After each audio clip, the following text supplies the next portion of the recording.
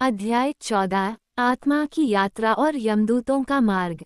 गरुड़ पुराण का चतुर्दश अध्याय मृत्यु के तुरंत बाद आत्मा की यात्रा और यमदूतों की भूमिका का गहन वर्णन करता है। भगवान विष्णु गरुड़ जी से कहते हैं कि जब प्राणी इस संसार को छोड़ देता है तब उसकी आत्मा अकेली और असहाय हो जाती है। इस समय यमराज के दूत प्रकट होते हैं और उसे अपने साथ ले जाते हैं। जब आत्मा शरीर से अलग होती है तब सबसे पहले उसे भयंकर ठंड और सिहरन का अनुभव होता है। प्राणी बार बार अपने परिवारजनों को पुकारता है लेकिन कोई उसकी आवाज नहीं सुन पाता। उसकी आंखों के सामने अपने जीवन के सभी दृश्य एक एक करके घूमने लगते हैं।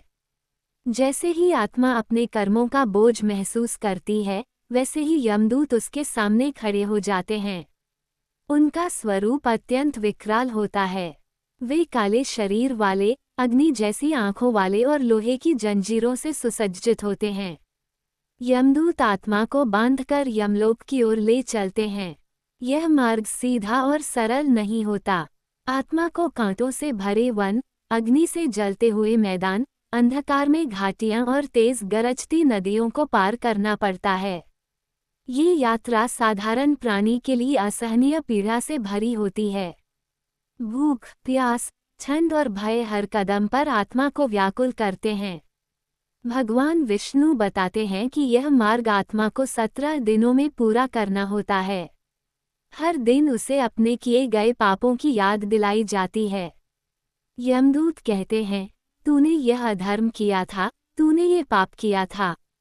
आत्मा लज्जा और भय से कांपती है, परंतु अब वो कुछ भी बदल नहीं सकती।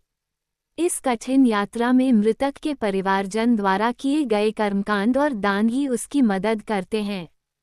पिंडदान, तर्पण और ब्राह्मण भोजन आत्मा को बल देते हैं, जिससे उसकी पीड़ा कम हो जाती है। यदि परिवार इन संस्कारों की उपेक्षा करता है तो आत्मा की यात्रा और भी कष्टदायक हो जाती है। आत्मा जब धीरे धीरे यमलोक के द्वार तक पहुंचती है तब उसका सामना धर्मराज से होता है। वहां चित्रगुप्त उसके सारे कर्मों का लेखा जोखा खोलते हैं। पुण्य और पाप का संतुलन देखकर ही आत्मा के अगले मार्ग का निर्धारण होता है, स्वर्ग, नरक या पुनर्जन्म। इस अध्याय का संदेश है कि मृत्यु के बाद की कठिनाई से बचने के लिए जीव को जीवन में ही धर्म, सत्य और भक्ति का पालन करना चाहिए।